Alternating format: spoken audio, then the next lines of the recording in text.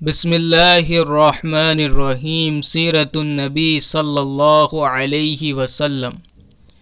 19واں باب، دین نہیں چھوڑوں گا۔ حضرت ابوبکر صدیق رضی اللہ تعالیٰ عنہ کہتے ہیں، جب میں یمن میں اپنی خریداری اور تجارتی کام کر چکا تو رخصت ہونے کے وقت اس کے پاس آیا اور اس وقت اس نے مجھ سے کہا، میری طرف سے چند شعر سن لو جو میں نے اس نبی کی شان میں کہے ہیں۔ اس پر میں نے کہا، اچھی بات ہے، سناؤ۔ تب اس نے مجھے وہ شعر سنائے۔ اس کے بعد جب میں مکہ معظمہ پہنچا تو نبی صلی اللہ علیہ وسلم اپنی نبوت کا اعلان کر چکے تھے۔ فوراً ہی میرے پاس قریش کے بڑے بڑے سردار آئے۔ ان میں زیادہ اہم عقبہ بن ابی معیط، شعبہ، ابو جہل اور ابو البختری تھے۔ ان لوگوں نے مجھ سے کہا، اے ابو بکر، ابو طالب کے یتیم نے دعویٰ کیا ہے کہ وہ نبی ہے۔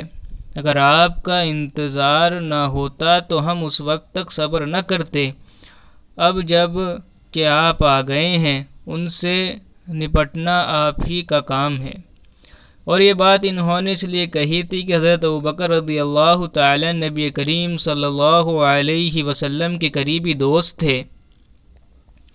ابوبکر رضی اللہ تعالیٰ فرماتے ہیں کہ میں نے اچھے انداز سے ان لوگوں کو ٹال دیا اور خود آپ کے گھر پہنچ کر دروازے پر دستک دی۔ آپ باہر تشریف لائے۔ مجھے دیکھ کر آپ نے ارشاد فرمایا، اے ابو بکر، میں تمہاری اور تمام انسانوں کی طرف اللہ کا رسول بنا کر بھیجا گیا ہوں، اس لیے اللہ تعالیٰ پر ایمان لے آؤ۔ آپ کی بات سن کر میں نے کہا، آپ کے پاس اس بات کا ثبوت ہے؟ آپ نے میری بات سن کر ارشاد فرمایا، اس بوڑھے کے وہ شعر جو اس نے آپ کو سنائے تھے۔ یہ سن کر میں حیران رہ گیا اور بولا، میرے دوست، آپ کو ان کے بارے میں کس نے بتایا؟ آپ صلی اللہ علیہ وسلم نے ارشاد فرمایا، اس عظیم فرشتے نے جو مجھ سے پہلے بھی تمام نبیوں کے پاس آتا رہا ہے۔ حضرت ابوبکر صدیق رضی اللہ تعالیٰ نے عرض کیا، اپنا ہاتھ لائیے، میں گواہی دیتا ہوں کہ اللہ کے سوا کوئی معبود نہیں اور یہ کہ آپ اللہ کے رسول ہیں۔ آپ میرے ایمان لانے پر بہت خوش ہوئے، مجھے سینے سے لگایا، پھر کلمہ پڑھ کر میں آپ کے پاس سے واپس آ گیا۔ مسلمان ہونے کے بعد حضرت ابوبکر صدیق رضی اللہ تعالیٰ نے جو سب سے پہلا کام کیا وہ تھا اسلام کی تبلیغ۔ انہوں نے اپنے جاننے والوں کو اسلام کا پیغام دیا، انہیں اللہ اور اس کے رسول کی طرف بلایا۔ چنانچہ ان کی تبلیغ کے نتیجے میں حضرت عثمان بن عفان رضی اللہ تعالیٰ مسلمان ہوئے۔ حضرت عثمان رضی اللہ تعالیٰ کے مسلمان ہونے کی خبر ان کے چچا حکم کو ہوئی تو اس نے انہیں پکڑ لیا اور کہا، تو اپنے باپ دادا کا دین چھوڑ کر محمد کا دین قبول کرتا ہے؟ اللہ کی قسم، میں تجھے اس وقت تک نہیں چھوڑوں گا جب تک کہ تم اس دین کو نہیں چھوڑے گا۔ اس کی بات سن کر حضرت عثمان رضی اللہ تعالیٰ نے فرمایا، اللہ کی قسم، میں اس دین کو کبھی نہیں چھوڑوں گا۔ ان کے چچا نے جب ان کی پختگی اور ثابت قدمی دیکھی تو انہیں دھوئیں میں کھڑا کر کے تکالیف پہنچائیں۔ حضرت عثمان رضی اللہ تعالیٰ ثابت قدم رہے۔ حضرت عثمان رضی اللہ تعالیٰ کی فضیلت میں ایک حدیث میں آیا ہے کہ نبی کریم صلی اللہ علیہ وسلم نے فرمایا، جنت میں ہر نبی کا ایک رفیق یعنی ساتھی ہوتا ہے اور میرے ساتھی وہاں عثمان بن عفان ہوں گے۔ حضرت ابوبکر رضی اللہ تعالیٰ نے اسلام کی تبلیغ جاری رکھی۔ آپ کی کوششوں سے حضرت عثمان رضی اللہ تعالیٰ کے بعد حضرت زبیر بن العوام رضی اللہ تعالیٰ بھی مسلمان ہو گئے۔ اس وقت ان کی عمر 8 سال تھی۔ اسی طرح حضرت عبد الرحمن بن عوف رضی اللہ تعالیٰ بھی حضرت ابوبکر صدیق رضی اللہ تعالیٰ کی کوشش سے مسلمان ہوئے۔ جاہلیت کے زمانے میں ان کا نام عبد القعبہ تھا۔ نبی کریم صلی اللہ علیہ وسلم نے آپ کا نام عبد الرحمن رکھا۔ یہ عبد الرحمن بن عوف رضی اللہ تعالیٰ کہتے ہیں، امیہ ابن خلف میرا دوست تھا۔ ایک روز اس نے مجھ سے کہا، تم نے اس نام کو چھوڑ دیا جو تمہارے باپ نے رکھا تھا۔ جواب میں نے کہا ہاں چھوڑ دیا۔ یہ سن کر وہ بولا میں رحمان کو نہیں جانتا، اس لیے میں تمہارا نام عبداللہ رکھتا ہوں۔ چنانچہ مشرک اس روز سے مجھے عبداللہ کہہ کر پکارنے لگے۔ حضرت عبد الرحمن بن عوف رضی اللہ تعالیٰ عنہ اپنے اسلام لانے کا واقعہ اس طرح بیان کرتے ہیں، میں اکثر یمن جایا کرتا تھا، جب بھی وہاں جاتا عسقلان بن عواقف حمیری کے مکان پر ٹھہرا کرتا تھا، اور جب بھی میں اس کے ہاں جاتا وہ مجھ سے پوچھا کرتا تھا کیا وہ شخص تم لوگوں میں ظاہر ہو گیا ہے جس کی شہرت اور چرچے ہیں؟ کیا تمہارے دین کے معاملے میں کسی نے مخالفت کا اعلان کیا ہے؟ میں ہمیشہ یہی کہا کرتا تھا کہ نہیں، ایسا کوئی شخص ظاہر نہیں ہوا، یہاں تک کہ وہ سال آ گیا جس میں نبی کریم صلی اللہ علیہ وسلم کا ظہور ہوا۔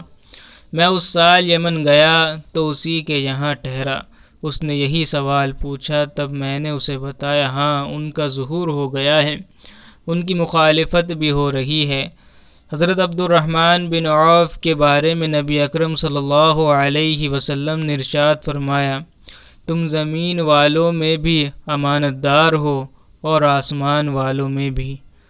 حضرت عبد الرحمن بن عوف رضی اللہ تعالیٰ عنہ کے بعد حضرت ابوبکر صدیق رضی اللہ تعالیٰ عنہ نے حضرت سعد بن ابی وقاص رضی اللہ تعالیٰ عنہ کو بھی اسلام کی دعوت دی۔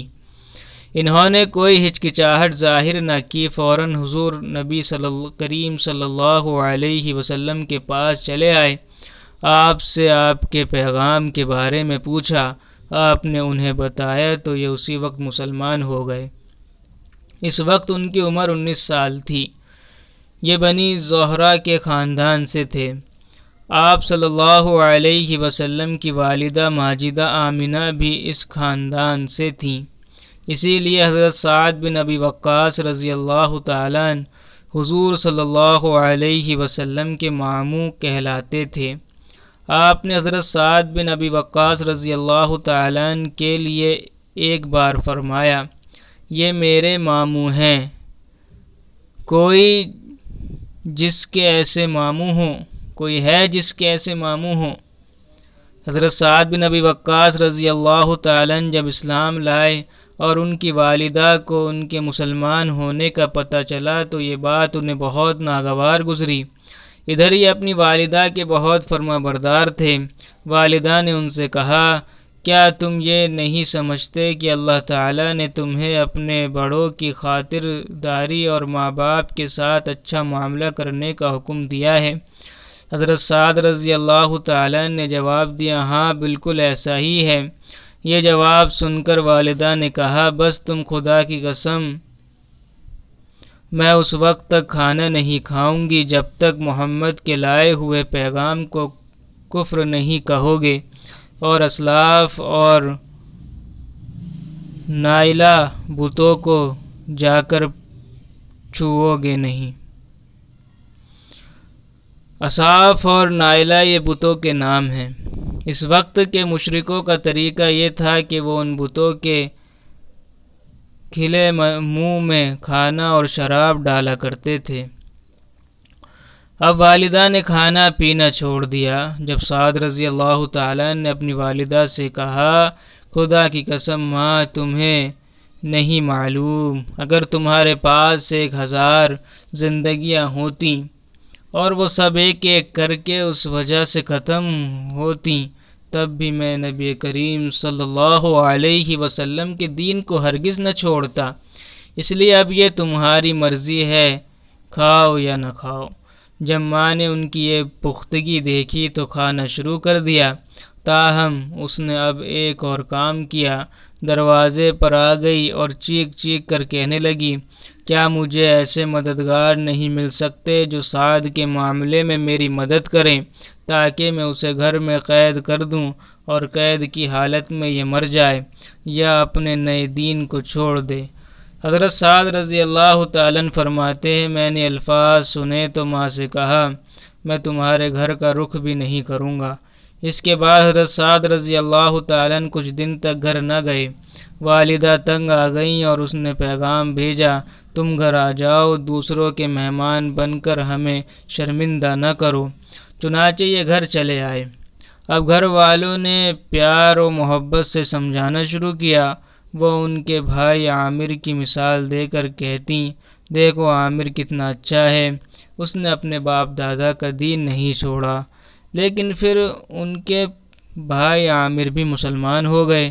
اب تو والدہ کے غیظ و غضب کی انتہا نہ رہی۔